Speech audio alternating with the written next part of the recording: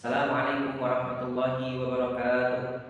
Kepada yang terhormat Bapak Ibu dosen penguji uji kinerja pada PPK Transformasi Pendidikan Agama Islam tahun 2025. Perkenalkan, saya Slamet Widodo, mahasiswa PPK PAI tahap 3 tahun 2025 di LPTK Universitas Islam Negeri Kiai Ageng Muhammad Besari Ponorogo dengan nomor induk mahasiswa 209250780. Pada hari ini, Kamis tanggal 9 Oktober tahun 2025 akan melaksanakan uji kinerja di SMK Ar-Rahman Tegalrejo kelas 12 dengan materi meyakini kodok dan qadar melahirkan semangat bekerja. Terima kasih dan selamat menyaksikan. Assalamualaikum warahmatullahi wabarakatuh. Waalaikumsalam warahmatullahi wabarakatuh. Alhamdulillah wassalatu wassalamu ala Muhammad ibn Abdillah wa ala alihi wa sahbihi wa muqtabihi wa wala amma ba'd. Selamat pagi anak-anak. Pagi. Bagaimana kabarnya hari ini? Alhamdulillah luar biasa. Allahu Akbar. Alhamdulillah kita masih diberikan kesempatan, diberikan kesehatan sehingga kita bisa melaksanakan rutinitas kita, yaitu menuntut ilmu sebagaimana Kanjeng Nabi menyampaikan, thalabul ilmi fardhatun 'ala kulli Muslimin. Baik anak-anak sekalian, untuk mengawali pembelajaran kita kali ini, marilah kita berdoa terlebih dahulu agar pembelajaran kita diberikan kemudahan, kita mendapatkan ilmu yang bermanfaat, dan juga semoga kita senantiasa mendapatkan ridha Allah Subhanahu wa Ta'ala. Baik, silahkan ketua kelas untuk menyiapkan dan memimpin doa. Sebelum memulai pelajaran pada hari ini, berdoa mulai. Bismillahirrahmanirrahim. Alhamdulillahirabbil alamin. Allahumma shalli wa sallim wa barik ala sayyidina Muhammad wa ala alihi wa sahbihi ajma'in. Allahumma ftah qulubana futuhal arifin wa nawwir qulubana bi hidayatil yaqin. Rabbana zidna ilman nafi'a warzuqna fahma. Allahumma yassir lana wa la tu'assir alaina. Rabbana tammim bil khair. Wa sallallahu ala sayyidina Muhammad wa ala alihi wa sahbihi wa sallim. Walhamdulillahi rabbil alamin. Oke anak-anak, sebelum dimulai saya cek kehadiran terlebih dahulu ya, saya absen.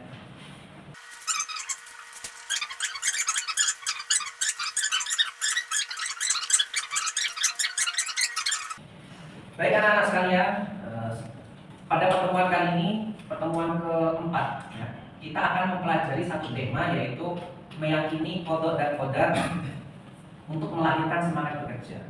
Berbeda dengan pertemuan sebelumnya. Kalau pertemuan sebelumnya kita mempelajari dengan semangat beribadah dengan meyakini hari akhir.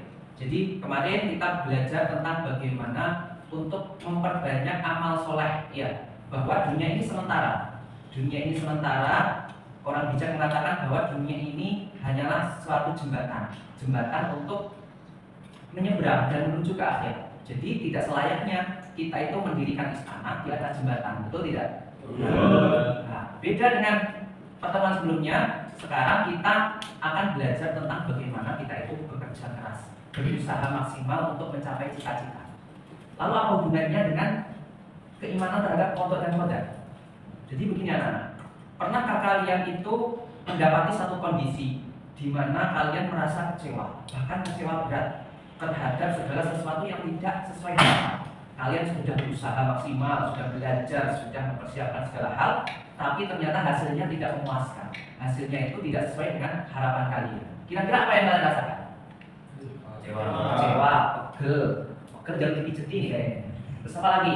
Putus asa, ya.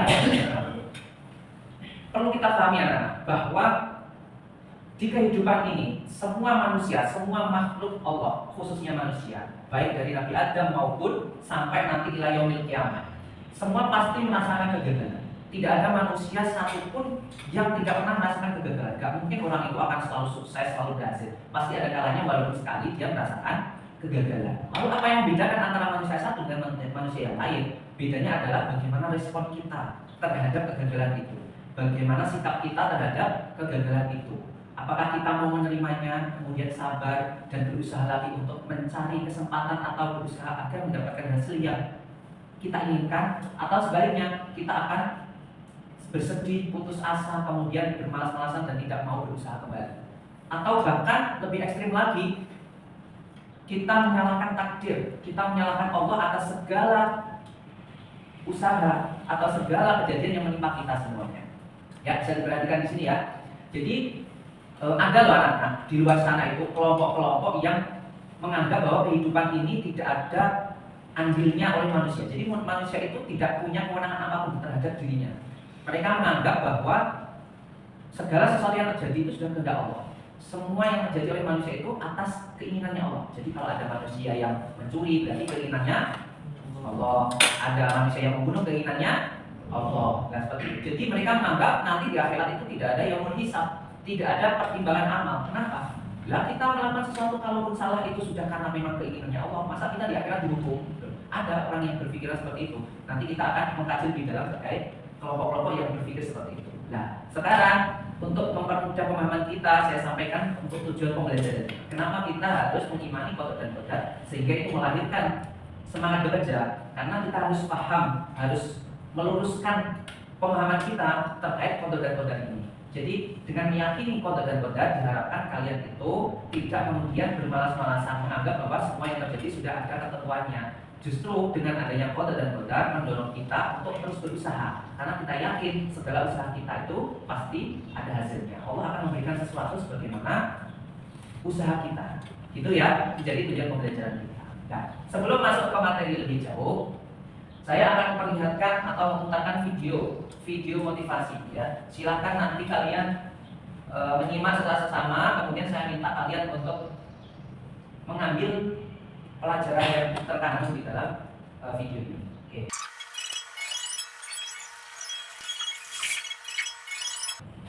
Apa yang bisa kalian petik dari kisah tadi? Paham nggak? Tadi alur ceritanya bagaimana? Paham? Jadi itu ada sebuah perekrutan anjing dilatih untuk nanti bisa bermanfaat menjadi penuntut tunanetra. Nah, apa yang bisa kalian petik dari kisah tadi? Apa? Pantang menyerah. Terus berusaha. Apalagi tidak putus asa. Ada lagi? Ya, jadi memang benar apa yang disampaikan teman-teman kamu, bahwa kisah tadi mengajarkan bahwa kita tidak boleh putus asa, tidak boleh bersedih, pantang menyerah dan lain sebagainya.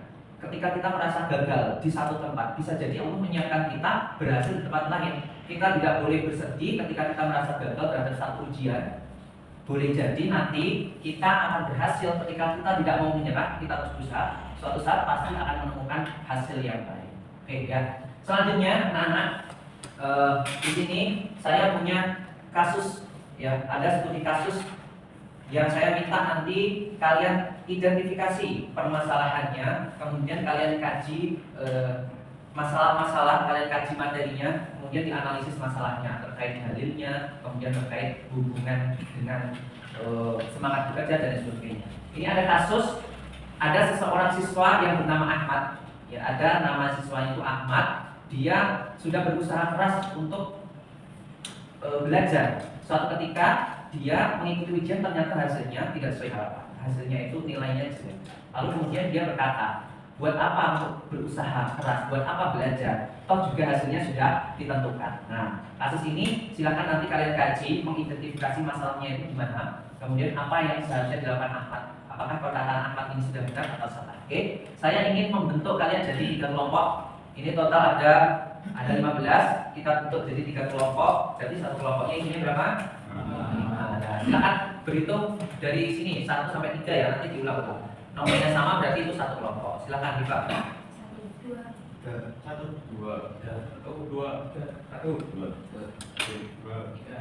Kelompok 1 berpindah di sini, pakai kursinya sendiri, pakai kursi sendiri ya enaknya. Ya, berdiri, kursinya diangkat, habis itu digeser. Kelompok 1 di sini, kelompok 2 di tengah, kelompok 3 di sebelah kiri saya. Yuk silakan. Silakan.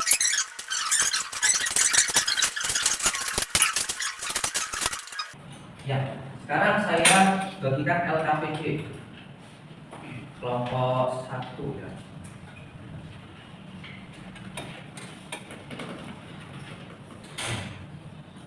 LKP di kelompok 1, kelompok 2, sekarang kelompok 3.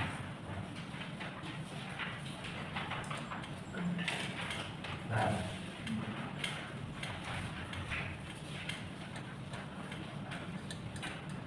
Oke, sekarang silakan kalian buka laptopnya, kalian cari sumber belajar atau sumber informasi di laptop itu. Silakan kaji identifikasi masalah yang sudah saya sampaikan tadi. Nanti dikerjakan, cari browsing informasi terkait materi tersebut, cari dalilnya dan lain sebagainya. Nanti setelah itu kita akan presentasi, setiap kelompok mempresentasikan perwakilan satu orang, ya. Oke, silakan dikerjakan.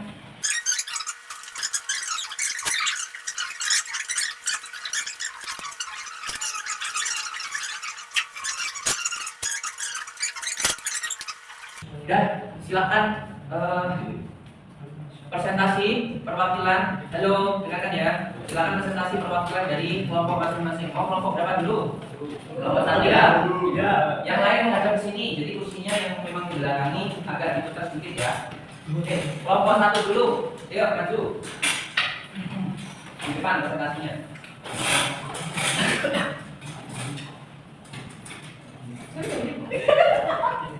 Baik, bismillahirrahmanirrahim. Assalamualaikum warahmatullahi wabarakatuh. Waalaikumsalam warahmatullahi wabarakatuh.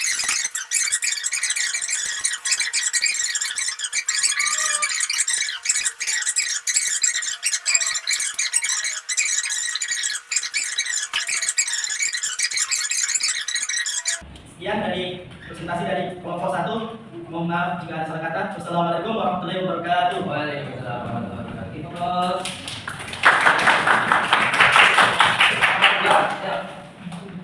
Ya, nomor 2.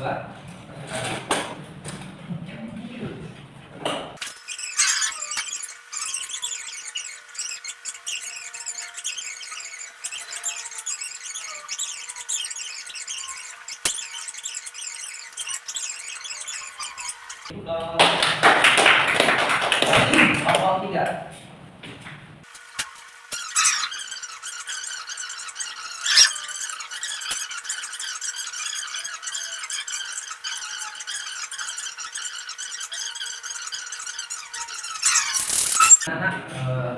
Evaluasi dari beberapa presentasi tadi, 3 anak tadi, 3 kelompok maksudnya, itu jawabannya sudah betul semua. Artinya bahwa memang apa yang dilakukan Ahmad itu tidak seharusnya dilakukan oleh seorang muslim. Karena yang namanya orang muslim itu harus meyakini beriman kepada qadar dan qadar, yang itu bukan untuk alasan untuk bermalas-malas, tapi justru harus bekerja keras. Di sini saya akan menjelaskan sedikit terkait materi qadar dan qadar untuk tambahan kalian, pemahaman kalian terhadap keimanan qadar dengan qadar atau qadar dan qadar. Ya. Jadi materi kita kaitan sama qadar dan qadar sebagaimana yang sudah disampaikan teman-teman kalian. Ya, qadar itu apa loh? Qadar Dalam ketetapan Allah Subhanahu wa taala sejak zaman azali atas segala sesuatu. iya, ketetapan Allah. Kita tulis dulu, ketetapan Allah. Nih, ini qadar ya. Sedangkan qadar Qadar adalah perwujudan dari ketetapan yang sesuai dengan waktu, tempat dan keadaannya. perwujudan. Ayo, diperhatikan. Apa ini? Laptopnya ditutup dulu ya. Laptopnya dulu di slip. Ayo, di slip. Kita perhatikan di depan. Kalau qadar ketetapan Allah, kalau qadar kelompok lain selain jawaban nomor 1 apa qadar tadi? Qadar itu adalah apa tadi? Perwujudan. Perwujudan. Atau kata lain, ilmunya Allah. Ilmu Allah tentang apa? Jadi kalau qadar itu ketetapan, artinya segala sesuatu yang diwujudkan oleh Allah, ya, yang diadakan, yang diberlakukan sesuai dengan ilmu dan kehendak Allah. Dan disebutnya ketetapan. Sedangkan qadar itu adalah ilmunya Allah. Ilmu tentang apa? Ilmu di mana Allah itu tahu terhadap apa yang terjadi terhadap makhluknya di masa mendatang. Allah itu sudah tahu terlebih dahulu. Kemudian Allah menulis dalam kitabnya, kitab takdirnya Lauh Mahfuz, di Lauh Mahfuz itu sudah ditulis sama Allah. Misal Tasya di jam sekian bercanda dengan temannya, lah itu sudah ditulis oleh Allah. Gitu. Tapi bukan Allah yang menggerakkan, yang menghendaki Rasya untuk bercanda. Gitu. Nah, ilmunya Allah itulah kemudian dicatat. Kemudian kode dan kode ini seringkali disebut yang namanya takdir. Nah, disinilah anak-anak terkadang orang-orang itu salah memahami takdir. Nah, kita kaji beberapa kelompok terkait pemahaman tentang takdir. Ada kelompok ekstremis kanan, disebutnya Jabariyah. Pernah dengar? Kelompok Jabariyah itu menganggap bahwa tadi di depan yang sudah saya sampaikan, kita manusia tidak punya andil terhadap tubuh kita. Menganggap bahwa Allah yang punya andil terhadap makhluk. Allah yang berkuasa, Allah yang menghendaki segala sesuatu terjadi. Jadi manusia tidak ada kewenangan untuk apapun. Nah, makanya orang-orang Jabariyah itu identik dengan bermalas-malasan, tidak mau berusaha. Kalaupun melakukan sesuatu kemudian berhasil juga tidak bersyukur dan tidak bangga dan lain sebagainya, karena semua sudah karena Allah. Kalaupun gagal dia juga tidak kecewa karena memang sudah ditakdirkan Allah. Gitu, ya. Jadi ini identik dengan berputus asa. Sedangkan ekstremis kiri itu disebutnya Qadariyah. Apa Qadariyah itu? Kebalikannya. Kalau Jabariyah itu menganggap Allah yang berkuasa terhadap diri kita. Kalau Qadariyah itu menganggap bahwa diri kita yang berkuasa. Manusia memiliki, tulisan saya bagus ya, memiliki kewenangan sepenuhnya terhadap diri sendiri. Jadi menganggap bahwa Allah itu tidak ada campur tangan, tidak ada urusannya. Segala sesuatu yang diperbuat manusia itu karena diri kita sendiri, karena usaha kita sendiri. Iya, karena usaha kita sendiri. Lihat apa ini? Bukan lihat sesuatu yang tidak dilihat ya. Coba sip dulu, biar tidak terganggu. Sip, bisa sip nggak? Oke. Jadi Qadariyah itu identik dengan sombong.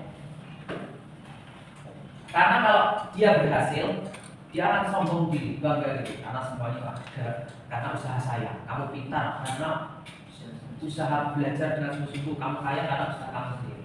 Tapi kalau gagal, dia akan putus asa seputus-putusnya. Kalau di sana tadi pasrah, jadi mohon maaf ya, ini bukan putus asa, ini pasrah. Kalau yang di sini, kalau berhasil sombong, kalau gagal dia akan putus asa. Karena menganggap bahwa dirinya tidak berguna, tidak mampu dan sebagainya. Nah, yang benar itu adalah yang moderat. Siapa? Ahlus Sunnah. Aswaja. Bagaimana Ahlus Sunnah wal Jamaah melihat takdir itu? Bagaimana sikapnya? Jadi Ahlus Sunnah itu mengkategorikan takdir itu ada dua. Takdir dibagi menjadi dua. Ada yang tahu? Takdir mubrom, sudah pernah dengar? Dan takdir mu'allaq. Takdir mubrom itu adalah takdir yang tidak bisa diganggu gugat. Dia sudah paten sejak zaman azali, sudah ada. Contoh apa? Kematian. Jadi berkaitan dengan umur. Yang kedua, rizki. Kamu kalau sudah dijatah Allah umur kamu katakan 100 tahun, 200 tahun, maka umur kamu ya segitu, tidak akan berkurang ataupun bertambah. Ya. Kalau sudah dikasih rezeki sekian, mau kamu bekerja siang dan malam, kalau jatah kamu sekian ya sekian, tidak akan bertambah. Yang bertambah itu apa? Yang bertambah itu adalah keberkahan dalam rezeki. Misal dalam satu bulan gajinya cuma 500.000, tapi karena berkah segala kebutuhan tercukupi. Ya, uang 500.000 kebutuhan tercukupi. Contohnya bagaimana? Misal badan selalu sehat sehingga tidak mengeluarkan biaya untuk berobat. Anak selalu beasiswa, jadi tidak mengeluarkan uang untuk pendidikan. Jadi uang 500.000 cukup, itu namanya berkah. Tapi kalau gajinya 1 bulan 10 juta, tapi tidak berkah, ya tidak akan cukup. Selalu punya keinginan terus yang ingin dicapai. Belum lagi keluarga yang hancur kesehatannya, tidak sehat, tidak terjaga, baru keluar dari rumah ban bocor, mengeluarkan uang untuk tambal ban, baru jalan agak jauh ketilang polisi, bayar polisi, terus belum lagi kejadian-kejadian yang itu mengeluarkan uang. Itu artinya uang berapapun kalau memang tidak benar berarti tidak cukup. Ini mubah, ini nggak bisa diganti, nggak bisa berubah. Selamanya akan sama, umur sama di sini. Dan yang kedua, ilmu alam adalah perbuatan baik maupun buruk yang menyebabkan keadaan senang maupun sengsara. Ketika kamu berbuat baik, maka otomatis akan merasa senang, benar nggak? Ketika kamu butuh uang, kemudian kamu mencoba untuk bekerja dengan baik, maka setiap bulan kamu mendapatkan gaji. Mendapatkan gaji senang apa tidak? Nah. Tapi ketika kamu butuh uang, kamu memilih di jalur buruk, mencuri misalnya, belum lagi nanti kalau ketahuan, belum lagi nanti was-was, khawatir dan sebagainya, belum nanti di penjara. Kejadian seperti itu maka menghasilkan yang namanya keadaan yang sengsara.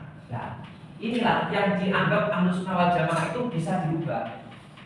Nah, kalau ini sudah tidak bisa dirubah. Kalau Allah ini masih bisa dirubah dengan apa?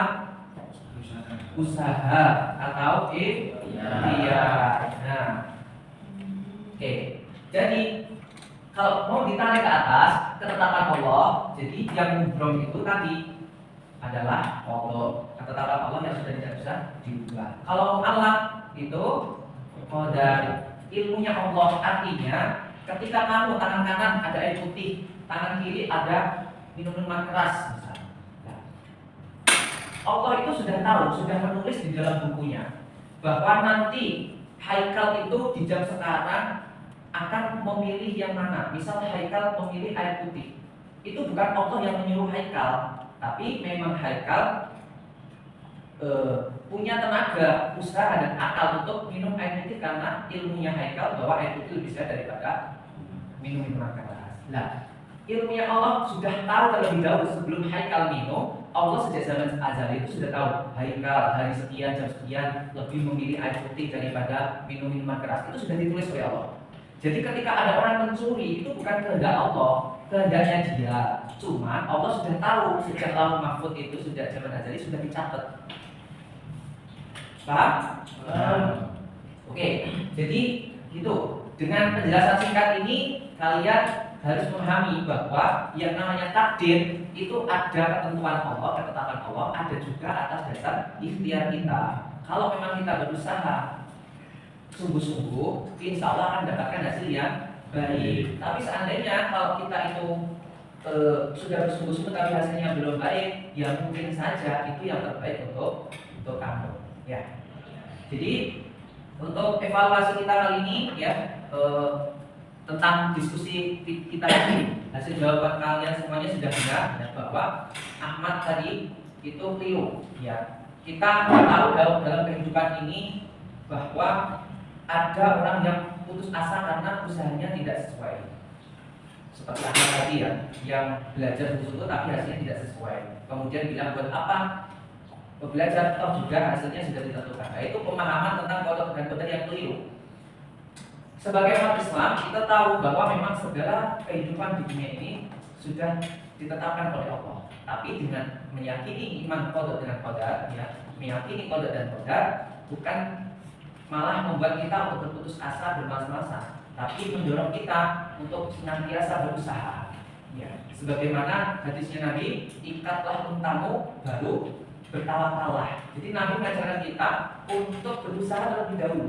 Baru setelah usaha kita bertawakal, berpasrah diri. Hasilnya seperti apa? Kalau bagus bersyukur alhamdulillah, tapi tidak sombong karena semata-mata itu adalah mampunannya Allah, ada pertolongan Allah di situ. Tapi kalau gagal kita tidak boleh putus asa, tidak boleh menyerah, karena bisa jadi memang Allah akan mengganti sesuatu yang lebih baik lagi.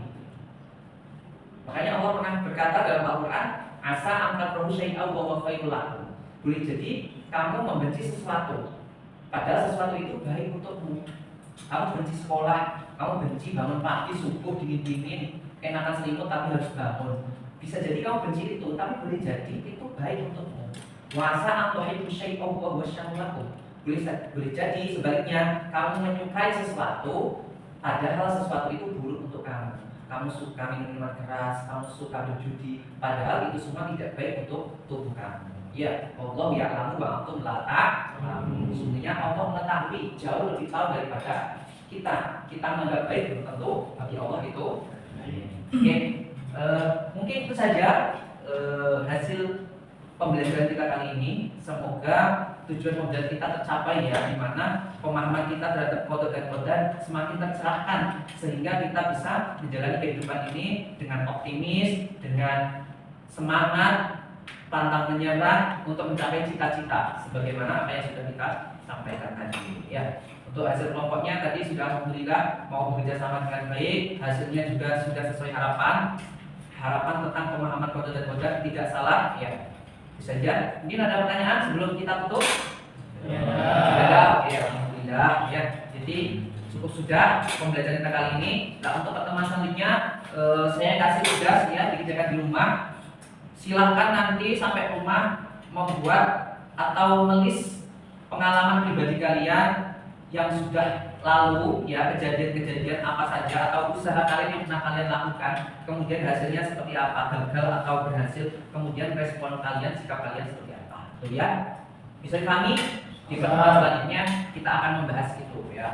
Dan kalau nggak ada yang bertanya, kita tutup pelajaran kita kali ini. Semoga bermanfaat untuk kita semuanya. Amin Allahumma. Amin. Kita tutup dengan doa kafaratul majelis. Subhanallahumma wa bihamdika asyhadu an la ilaha illa anta astaghfiruka wa atubu ilaik. Baik, Allahumma fiq lakum talik. Assalamualaikum warahmatullahi wabarakatuh. Waalaikumsalam warahmatullahi wabarakatuh.